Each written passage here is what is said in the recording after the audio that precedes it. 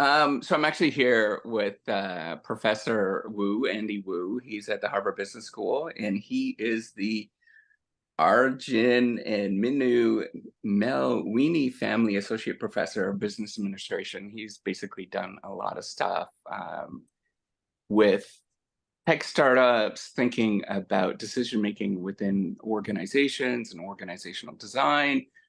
Um, but he's also thriving in a very competitive environment, and I thought it would be really fun. Or he volunteered to be on this channel and just discuss some of the things. I think what we're going to do is talk about today is maybe just talk about his journey as being a PhD student or a scholar or a researcher. And then I'm going to pick his brain at the end of this in terms of how do we actually make this whole reciprocity thing work. And just we're just gonna have a conversation. It's gonna be fun. So welcome so much. It's great to see you, Andy. Dave, thanks for having me. Yeah. This has been really fun. So I just want to start with, you know, who are you? What's this? Who's this Andy Wu person? I'm Andy Wu. It's hard to explain very quickly because I think there's many facets to my life and personality, but I think as far as a academic scholar and teacher, what really excites me nowadays is questions in technology strategy at the cutting edge. But I think going beyond that, I think my journey to this point is quite a long one, like I think many people in the profession. And I wish I could say that the path to my current point is like particularly well thought out or planned or envisioned, but I don't think any of us can really say that. And so if I had to go all the way back to the very beginning, the pivotal moment for me was actually the very first class I took in college. On my very first day in college, I took an econometrics course, introductory course with Josh Angrist, who would. So where was that? What school is this? So So that people. was at MIT. Okay. And so Josh Angrist would, in recent years would go on to win the Nobel Prize in economics. But prior to that point, he was just a regular professor. And he inspired in me this passion of combining my two interests of people and math. And so I really like people. I also enjoy math. I probably like the people better than the math, but they're both good things. And so I thought this idea of social sciences, of using quantitative methods and other kinds of methods to study people, was really interesting. And my early interests actually were in public policy and public finance. And so I eventually, because of that experience, would go on to apply to a PhD program. And so this is another one of those decisions that I wish I could say was like more well thought out. But I have to say that I was excited about the possibility of research, but to be completely honest, I was not fully aware of like what the actual publishing process entails in research. I had no idea what that would be like. Yeah. Absolutely. Yeah. So like what so how did that happen? What was that decision? So for me, I got to tell you a little bit about I actually started getting into research. So I went to the University of Waterloo, and they have co-op programs, and I wanted to do R&D. So I got into R&D places, programming and stuff. So as my undergrad was in Chem Eng. And then I actually had a roommate on one of them that was a PhD in mathematics. And I was like, oh, that's kind of interesting. And it was just by chance. And then it sort of got a bug in my ear. I'm not sure what your journey was or how you thought about this. Well, Maybe you so can make. at MIT, they had this great program called UROP, UROP, Undergraduate Research Oh, yeah. Opportunities Program. And so some significant fraction, like 70 to 90% of the undergrads at MIT get a chance to work with faculty on research. And this was very unique in the sense that I think most university students never get a chance to see what the university actually does. I think they just see the classroom environment, whereas you and I know that most of what the university does is research, right? And so I had a chance through that program to work as a research assistant for Jonathan Gruber, Peter Temin, and David Otter. And they're in, economic history and labor economics and public policy and public economics. And being their assistant allowed me to see like what are the possibilities of what we could take the tools from social sciences and use it to studying. And so John Gruber in particular, he had done a bunch of research looking at like the using economic lens to look at, healthcare policy, smoking regulations, gun regulations, all kinds of stuff like that. And so I think that really opened the door of what we could do with social sciences. Okay.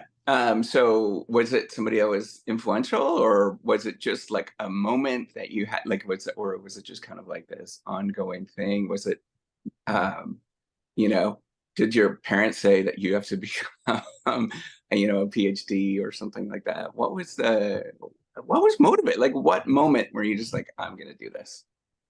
Well, I wish I had a better story on this, but at least in terms of my family background, my father had immigrated to the United States to do a PhD. And so as far as the career options I could have done, the PhD was one that my parents would certainly approve of. I wouldn't say they forced me or even directly encouraged me, but they would be fine with it, right? Yeah, yeah, yeah. And I guess like one important moment in like the various like potpourri of things I could have done with my life was in college at the time. The sort of stereotypical set of things you could have done would be to go into management consulting or investment banking. And Yeah. I had done this internship in investment banking, which fully taught me that I should never go into investment banking. And so once I had ruled that one out, maybe consulting would have worked, but I was so jaded by that experience. You know what? I'm just going to go do the PhD and stay in the academic world. All right. So what's the difference between industry and academia then, given that you had this experience? I'm kind of So curious here. speaking specifically about investment banking, what frustrated me so much about that job is I felt like being smart or having good ideas didn't make me better at the job. And I found that intensely frustrating. And in the end, a lot of it was just both brute force work effort as well as managing sort of office politics. And Yeah. so I wanted to find a way I could get beyond that and do a job where I think thinking and then thinking of creative ideas and working with other people in a collaborative way was more a part of the job. Yeah. It's not to say that it's like the whole job, but it's probably more comparatively a little bit more than, Yeah. it's more substance of it.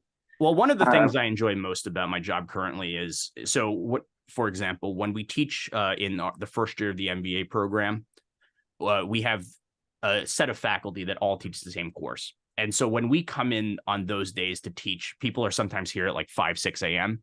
And those like conversations before class are exactly the kind of thing I live for and relish, in that like we're having like really deep substantive debates about the content we're going to teach in class. Like, what is Walmart's strategy? Is it a good strategy or not? And why? And like, I like to think of it as like we are having like sort of a real life sports center kind of environment, like every morning, yeah.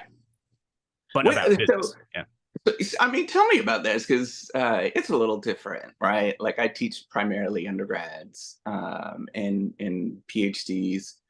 Um, Tell me about this experience of being. What was your first experience of getting up in front of the classroom, and all of a sudden you're like, "Oh my gosh, what am I going to do here?"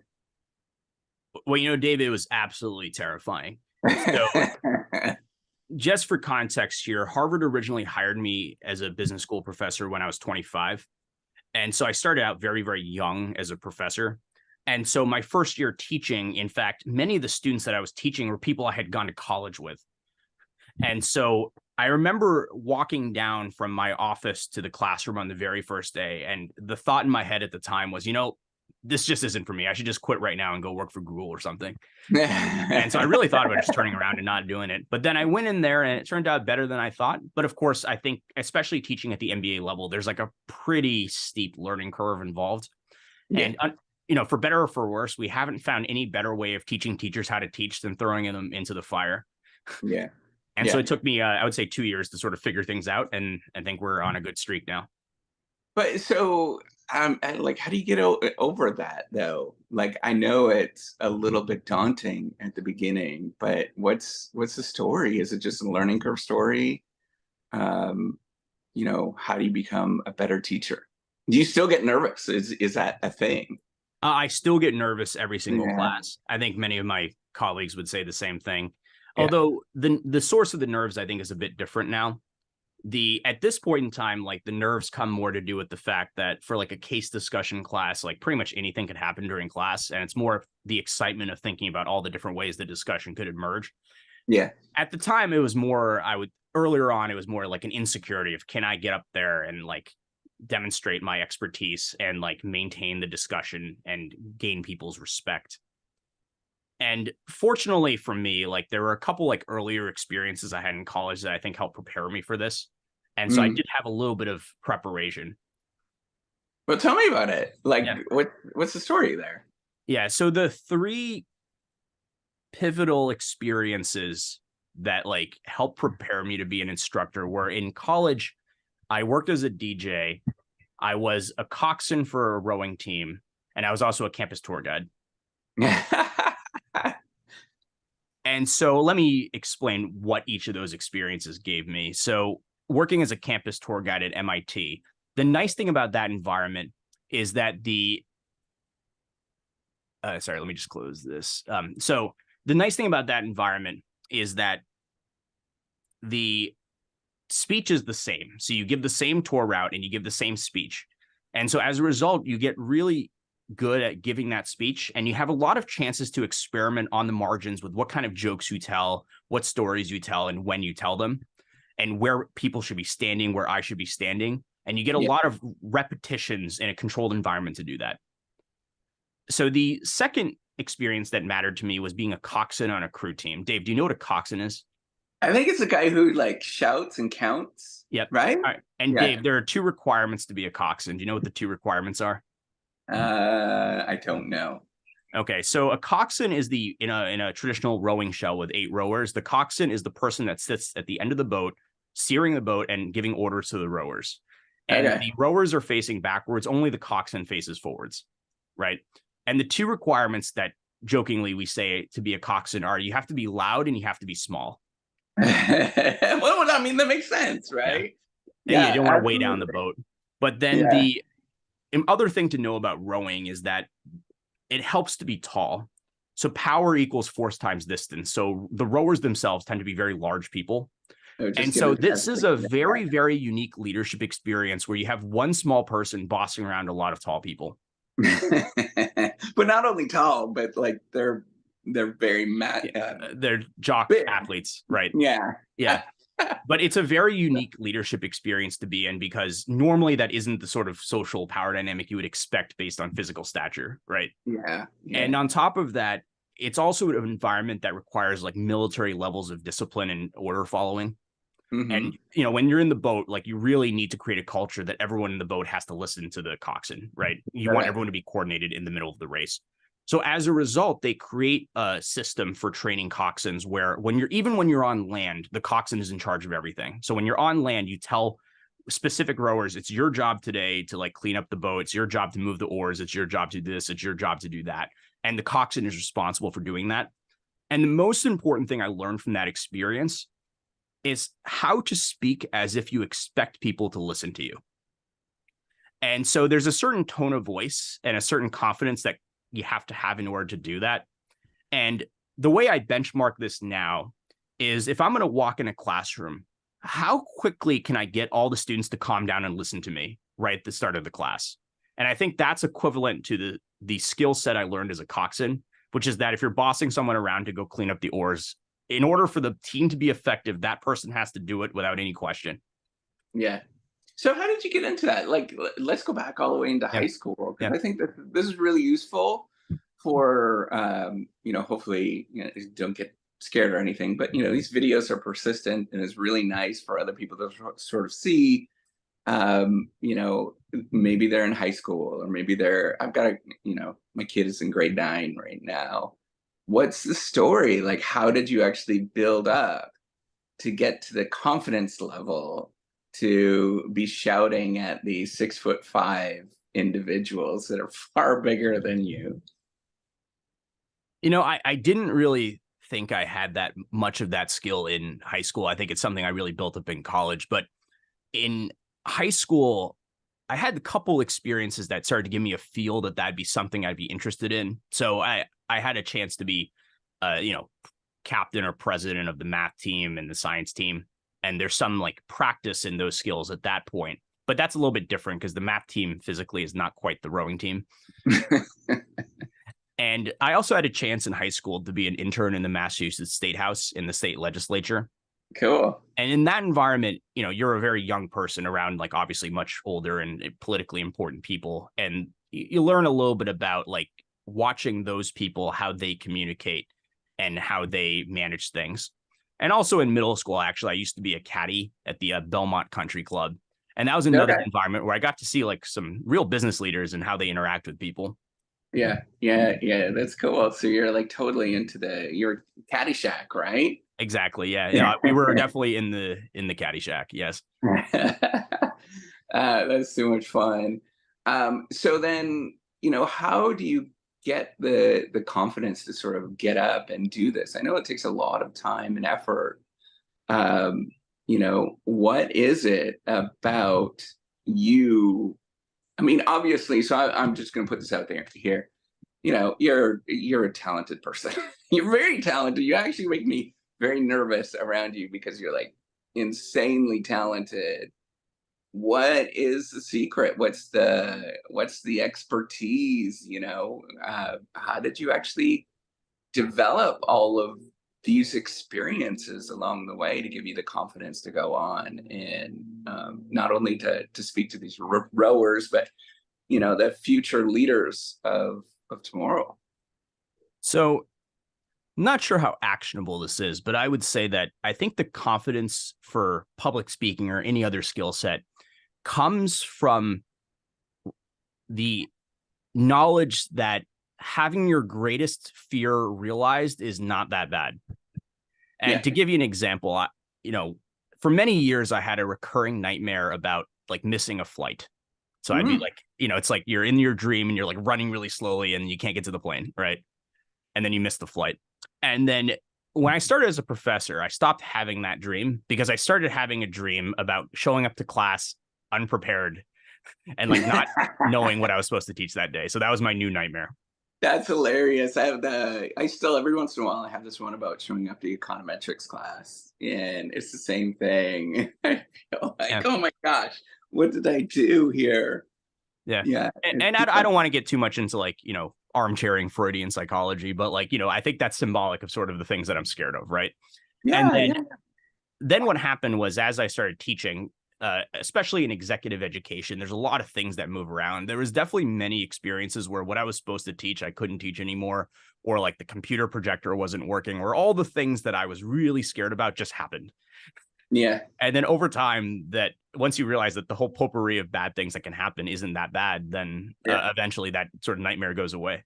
Absolutely. So what's the most sort of frightening thing that you've done in the last little bit to sort of push your boundaries? Where are you? Because a lot of the whole, I'm assuming you probably have seen me online, but it's me just like telling people you're gonna be all right, right? Like whatever happens to you, you're likely gonna be all right. So what are some things that you have done recently where you're like, I don't know if I should be doing this, but I'm just gonna have the gumption to do it anyways? So not so recently, I think one of those would be like teaching much older executives. So Yeah. a couple of years ago, I had the first chance to teach exec ed, and for a variety of reasons out of my control, my first audience was CEOs who are all in their 50s and 60s. Yeah. And that's like an absolutely terrifying thing because I have no real credibility and an experience sense in front of that audience. Yeah. And nor do I claim to, right?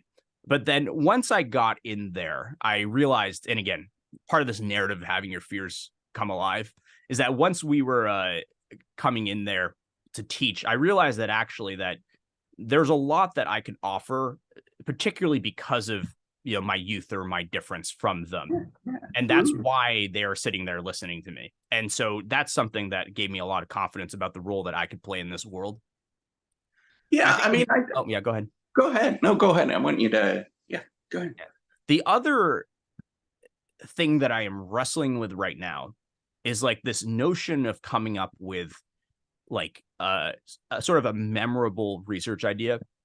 And so what I've been working through, for most of my time during my PhD and my early years as an assistant professor is that I would say that I feel constrained by the boundaries of what the academic literature says. So there's sort of these existing frameworks like resource-based view or something, and that we are writing papers that have to stay within the boundaries of what that literature is defined, right? Yeah. And one thing I am in the process of building up the confidence for is the idea that, hey, at some point, Michael Porter just sat down and wrote down Porter's Five Forces, or Jay Barty at some point just sat down and wrote Resource-Based View. And we can do that too. And so I'm in the process of trying to build up the confidence and the ability to actually say, okay, we're just going to come up with the new framework that serves the world today. Yeah. Yeah. Well, I mean, jump on the whole reciprocity project, right? Yeah. So I mean, so you're facing some of the things that I sort of face on a regular basis, right? Like, so this is a such a weird thing to do this, to be publicly open about all of this. And so you're tapping at some of my worst fears because, for me, I think like, man, what am I doing here? This is like the stupidest thing in the world. Everybody else has done this before. Anybody that's sort of, and on top of it, like it's kind of an illegitimate exercise in the field to build a platform. So a lot of this kind of stuff is me just coming to the terms of just like, hell, I'm just gonna do it and I'm all right. And whatever happens, happens, right? Like it's a bit of a Yeah. it's a bit of doing one of these things where you're sitting on the hillside and just being as zen like as possible. How did Um, you find the confidence or motivation to pursue that? so with me, it was like, okay, it's a bit of sunk cost fallacy, right? So I go into it was my second year of being assistant professor, and I go and I wanted to get some copy editing done, and we just couldn't afford it in our department, right? So then I was like, hell, I'm teaching innovation entrepreneurship.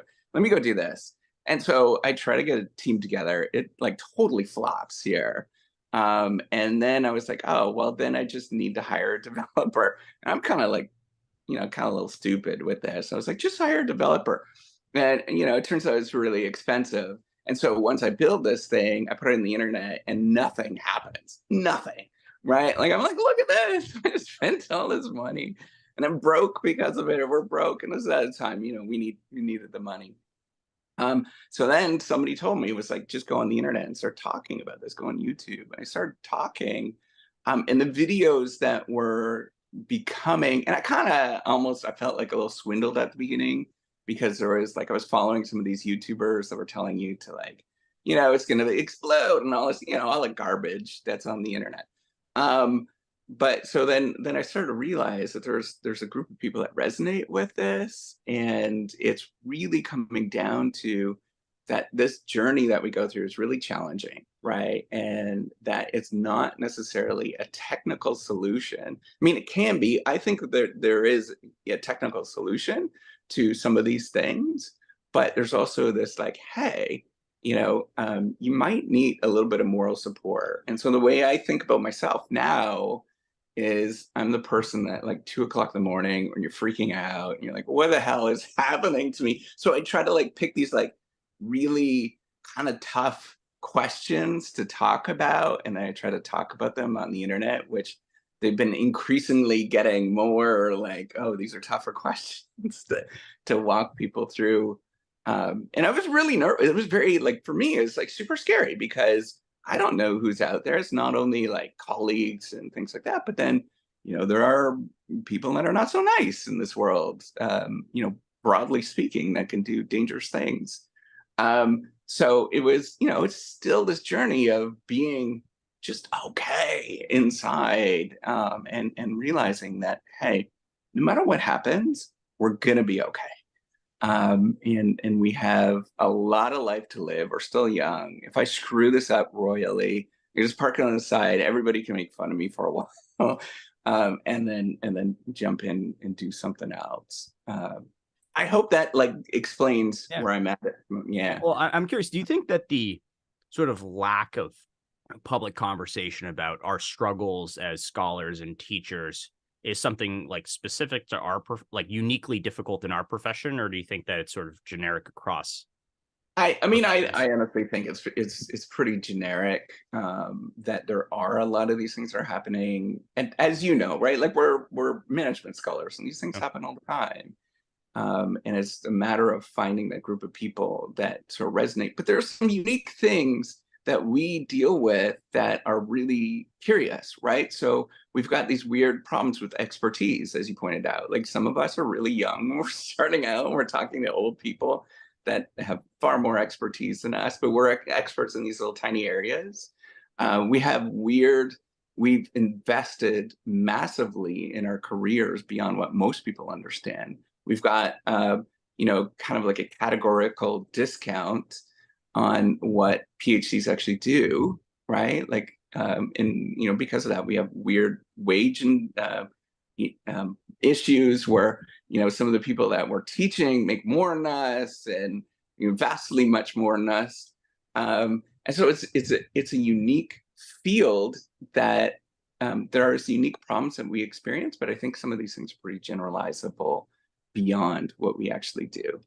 Um, I hope so, right? Like yeah. I think we're not that weird. We're just, we're a human species doing something um, in this area. It's just maybe some of these problems are a little bit more compounded.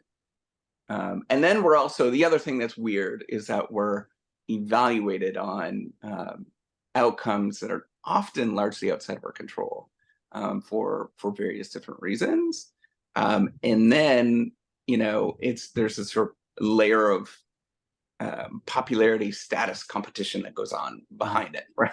How we demonstrate that we somehow made it. So it's a very interesting context. And when I started doing this, I was like super nervous because um, you know, I'm opening up the kimono Mhm. with it, but there is a lot of people that need to be told that they're okay. And these struggles, no matter who you are, we're all going through them. Right.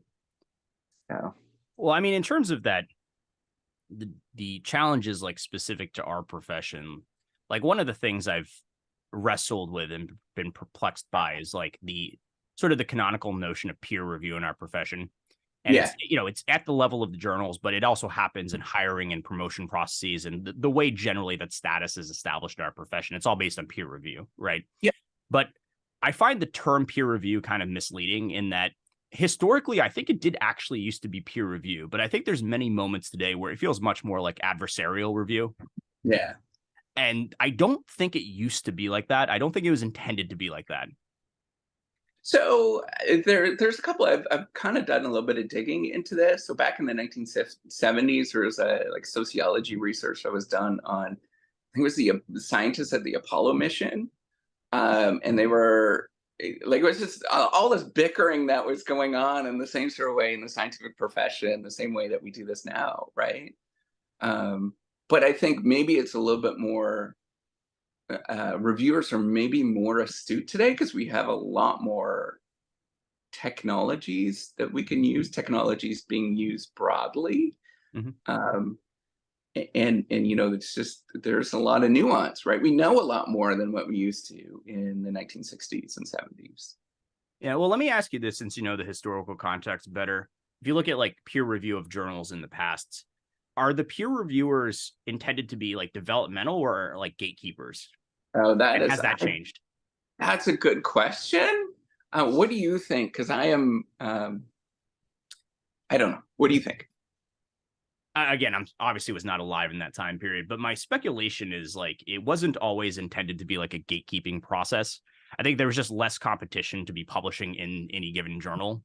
And so Yeah. it's really just like a feedback giving process rather than a quality like assessment for blocking you at the door.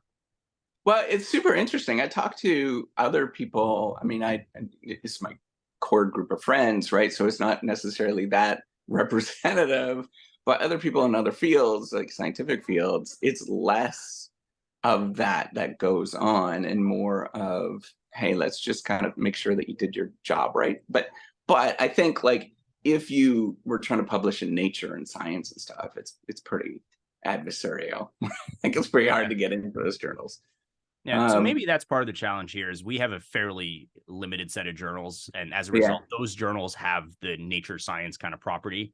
But like yeah, in engineering, we don't have the broader set of conference proposals and like other sort of field journals that are acceptable where you can have that developmental aspect.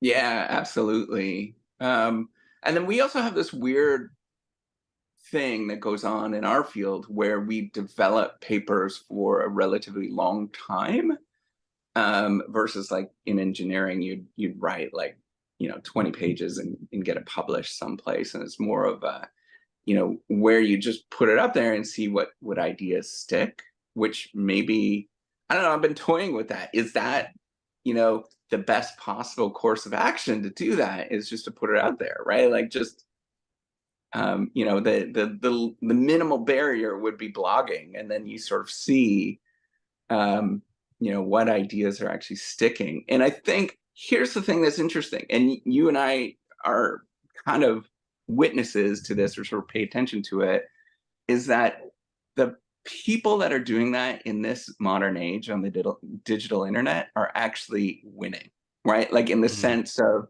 you think of like, and they're wonderful people. I'm not sort of like Seth Godin or Simon Sinek, right? Like they have enormous impact, and they're sort of essentially doing a lot of the same stuff that we end up doing. Mm. They're not gathering data, but they're doing some of the stuff that we're doing.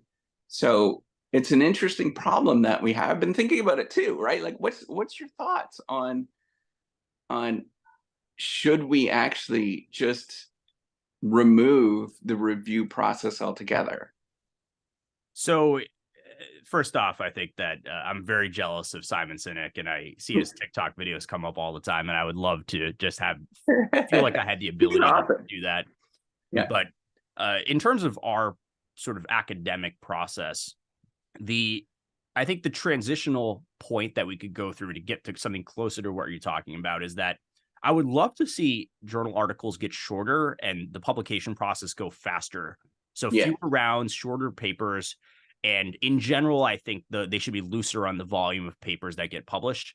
So of course, that would raise the standard for us about how many papers we'd have to publish.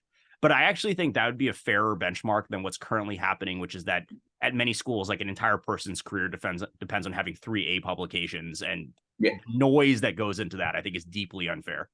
Yeah, yeah, and or somebody had suggest I heard. I think it was Joel Baum or somebody had mentioned this. Who is he's long into the career at University of Toronto, and he was saying like, why not have like just pick one or two papers that you get tenure, and in the rest of it you just pick your best stuff, and then that's how you demonstrate that you're tenurable, which is another way to get around that. Um, but it's a really interesting problem. That's what I was thinking about. So the platform, the reciprocity platform, as I want to propose, what if we can actually build a platform where it's basically an unrejectable paper out of it, right? So you work through the platform sort of walks you through so many different things, and steps along the way that sort of helps you create a decent. I mean, obviously, it's it'll be rejectable at some point, but it walks you through and makes it like a decent paper, or a decent idea. Because I think part of what we have too is we have this issue with um, expertise, and we have a lot of expertise that are sort of siloed. But if you think about the world, if we tap into more individuals around the world, and we tap into like citizen science kind of ideas, we can accelerate science dramatically with both the use of machines like machine learning, but Mhm. also tapping into, maybe there's a high school student someplace that's Mm. smart, right, but they don't know how to frame this idea, um, and have them walk through generating these particular ideas. No, I think that's really awesome. That is a great vision, and at minimum, like it solves like a pet peeve of mine, which is that like any management journal is by definition like 2 to 3 years behind the state of art, just Yeah, by the right, lag of absolutely. getting information out there. So like there's Yeah, like all the stuff we're publishing is even within our knowledge base is 3 years behind, yeah, right? Yeah, we're And just how are we going to appeal to managers that way? I just saw my first COVID paper come out in AMJ. I'm not sure if there's another one, but if there's been more. But so AMJ is our one of our big journals. But yeah, I mean, this is almost 4 years Yeah, later. but that's almost like a waste, right? Yeah, yeah, it's bizarre, but whatever. It's the field that we actually live or work in. So tell me about your experiences of being in tech and then transitioning to the professor role. Yeah. So again, I had I went through the academic thing in a fairly streamlined way, but as part of that process, actually in graduate school, I actually started a technology startup. And so in graduate school, I started a company called Identified Technologies with my co-founder, Dick Zhang. And Dick Zhang is the real leader of the company. So he would go on to manage the company full time. And so we built drone hardware and software for the construction, mining, and industrial industries. And Hmm. so that was a really exciting process where I learned a lot about entrepreneurship and management firsthand. But broadly beyond that, I've also been very involved in the tech sector, primarily actually because of my experience as an undergrad at MIT, in that most of my classmates have gone on to, very big and great things in technology and some not so good things in technology. So several of my classmates now work at OpenAI, making countless millions in salary. And another one of my classmates is a gentleman named Sam Bankman-Fried. Do you know who that is? Oh yeah, that's Yeah, right. yeah. Yeah. Unfortunately, he doesn't have his company's name on the stadium in Miami No, anymore. not anymore. But he technically is one of my classmates. He did do great Right. things, but not so good things. Yeah. Yeah, I mean, so that's an interesting problem to face, right? Sometimes you get, I think that's where governance sort of plays a big role. Yeah, yeah, yeah, Yeah. Yeah, it's an interesting problem in tech because you often are flying the plane or you're building the plane as you make it. yeah, And I think people kind of get stuck or they kind of get they forget that some of the stuff actually matters. yeah. And so, as an example of that, one of the cases that I teach in my class is an old case on the browser wars, Netscape versus Microsoft. And the we have a whole bunch of other cases about Microsoft that follow on, but nowadays we teach a case about cloud computing also with Microsoft Azure. And so as part of the class, we invited in a Microsoft executive to come speak to the students. And he runs cloud now, but actually he was just a young engineer at Microsoft at the time when they were in the browser wars and doing what is now known to be like illegal stuff to kill off Netscape. Yeah. The students asked him, like, what were you guys thinking at the time? How could you possibly have done this? And actually, he explained that actually at the time they didn't think they were doing anything wrong because they thought of Microsoft themselves as an upstart technology company. They were growing technology and growing the internet and growing the future. And how could you possibly do something wrong when you're leading the future? Yeah. Yeah, and it was really an interesting time because I do remember the optimism of tech at that time, of particularly information tech. There was a great deal of optimism. I don't think people really were understanding that the implications that were coming from it, which is part of the reason why Facebook has gotten into trouble, I Oh yeah, think, too, right? That, hey, we're messing around with things here and they have large impacts. And so maybe we should actually think about these impacts. yeah. Um, And so I but I think we get, need to have like a level of both empathy and concern with those executives in that even I think Meta and Facebook is a great example of sort of the Microsoft problem I just described. So I mean Zuckerberg would describe the mission of his company as to connect people, yeah, right? And I think we can empathize with the fact that if that's your mindset, how could there be anything wrong with connecting people? yeah. And so we've seen now that there are a lot of negative consequences that come from that. But it took Zuckerberg many years to fully recognize that. But at least in the early days, it seems fine, right? Yeah, absolutely. I mean, I don't necessarily want to hear the opinions of Uncle, Uncle Clement or whatever. That's Yeah, don't want to see those every day. So yeah, there's part of the reason, but yeah, that's you forget that there is a social structure in society that actually matters. Yes, Uh, with exactly. And I think the crypto folks have run into that repeatedly as well. Yeah, absolutely. Right. Like it's going to be hard to make that transition in terms of. That's one question I would like to ask, and then I want to get back into what's your thoughts of what I should do, or how should I take the reciprocity project. I kind of want to tap your brain because you're Yeah. very, very smart. Um, uh, so where no, I lost my thought. Oh yeah, so in terms of cryptocurrency, do you think we're ever going to make a transition to cryptocurrency? So I would argue that I think we've already made a lot of the transition. Yeah, And so, and for context here, I am surrounded by lots of like crypto fanatics, and I would not consider myself one of them. I think there's this broad vision of the value of decentralization that reaches almost like a religious level that I don't buy into. And it yeah, just at the basic level that like, look, a SQL centralized server is like always faster than a decentralized database, right? That said, I would say today a significant amount of the sort of the black market economy actually does exist in the crypto world, and that is a hmm, larger portion of the economy than we are willing to admit. yeah, And yeah, so the parts of the economy that we would expect to transition to that form of payment, I think already has.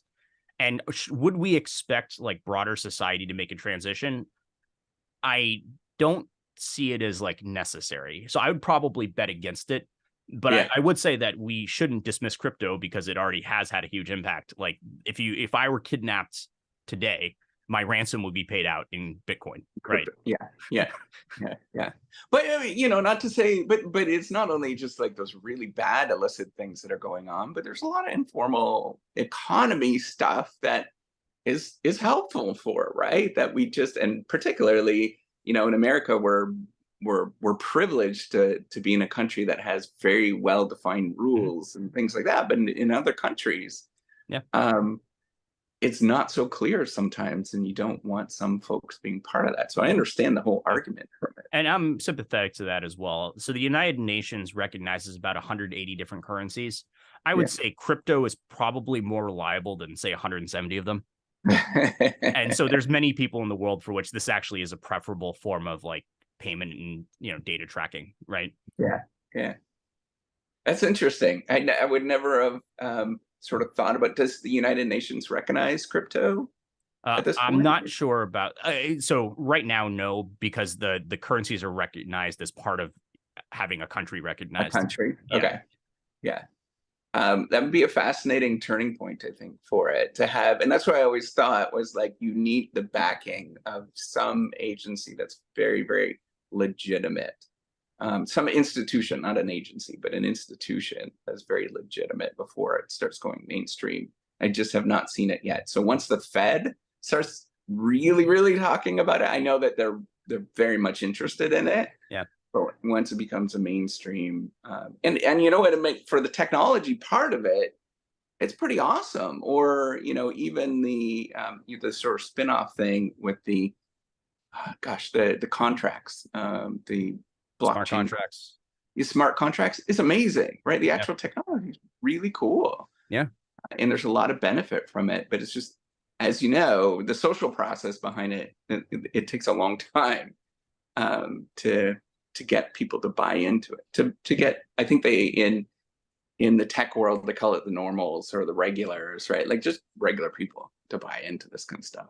Well, Dave, let me pitch you a crazy idea I had. So I was thinking about just without anyone's permission, just making NFTs of everyone's publication and then giving people the chance to buy the like Ethereum NFT of a paper that, you or somebody else had published.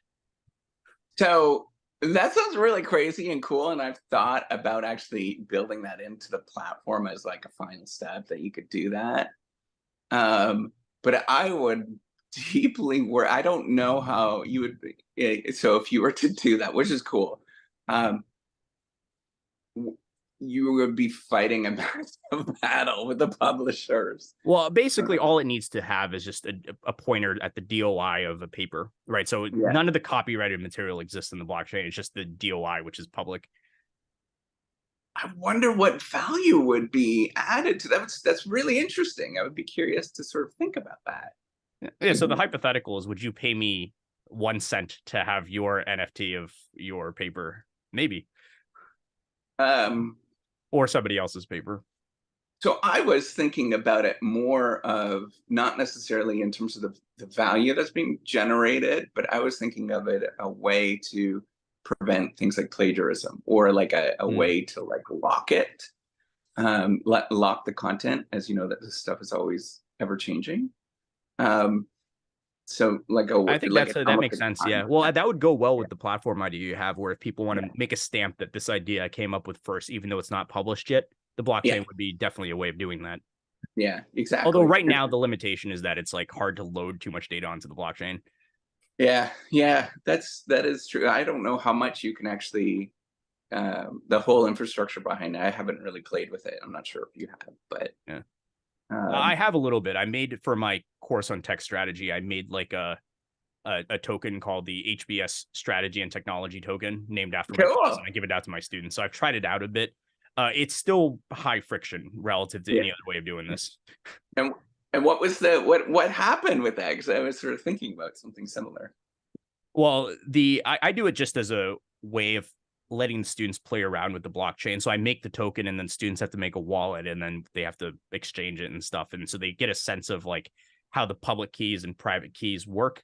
And Yeah, most importantly, what I want them to see is that, look, this is just a different variant of a database. So like yeah, once I transfer them their token, they can go to the website and look at all the transfers and be like, oh, this is pretty straightforward. It's not as magical as like we're trying to make it seem. It's just like this is just a new way of implementing a database. yeah, And then absolutely. the joke I tell, though, is I tell my students, look, like I've given you these tokens. You need to now convince other people that these tokens are valuable, and those will convince other people, right? And then we'll all be rich together, right?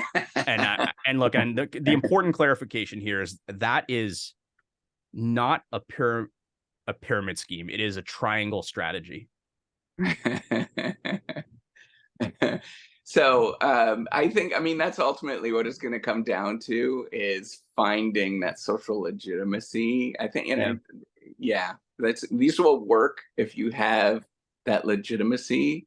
So if you were a Michael Porter and you tokenized your book, you probably would do okay. Yeah. um, but yeah, if you're, an Andy or a Dave, good luck.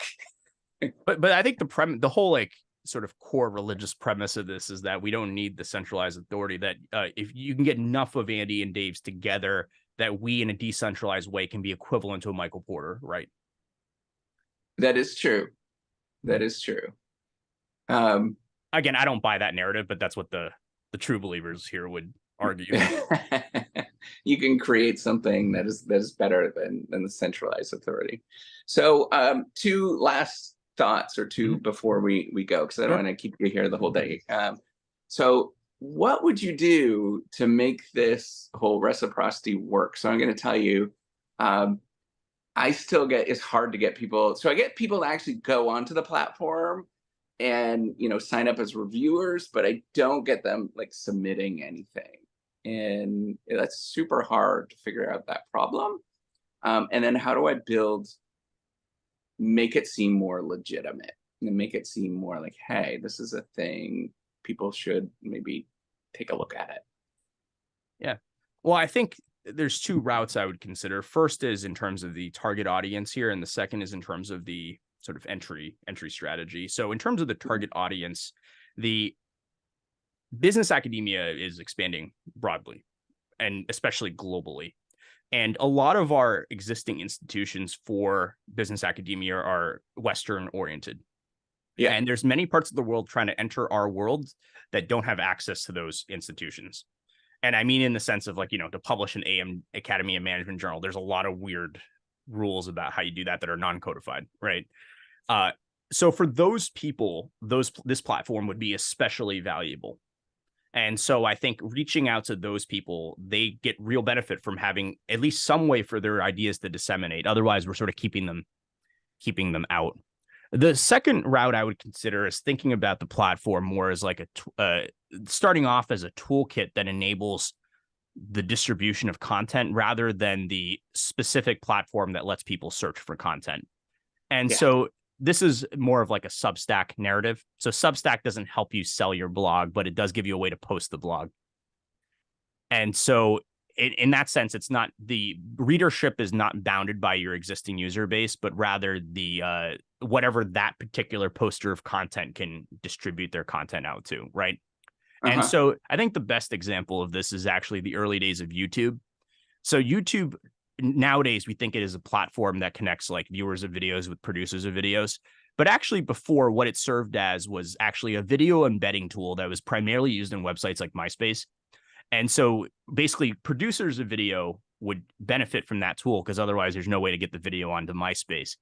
And then eventually, once enough critical mass was built up by the people posting videos to host on MySpace, those videos are also available for viewers to view on YouTube. And Cool. so that's sort of what we call like a platform envelopment kind of strategy. And so if this were a tool for posting content that could be linked in to distribute content onto, if I wanted to post a research idea onto Twitter, the Twitter format doesn't really let me do that. So I could use your tool to post onto Twitter, something like that. Cool. Okay. Yeah. If I'll try to build something in like that at this moment. Yeah. So something I'm just trying to solve people's problems at this moment. So Yeah. this audience that we have, this is the last thing, Yeah. is mostly like researchers, mostly, but it's pretty broad. Like, so what would you tell somebody that is interested in this field? um, how would you actually go about navigating the field? What's your key insight going forward? Well, I think first off, they should reach out to Dave and Andy. I think we're the kind of people that want to help out. But after that, the process starts with having the right mentorship, which again is constraining in that not everyone has access. But anyone who is generically in some institution of higher education likely has some professor that has some PhD and they've seen some portion of this process. And I think that's where the conversation has to start. And then there's a lot of, unfortunately, like uncodified knowledge about how progression in our profession works. And maybe one day reciprocity can solve that. But in the short term, I think it's a matter of finding the people who can give you that non-codified information.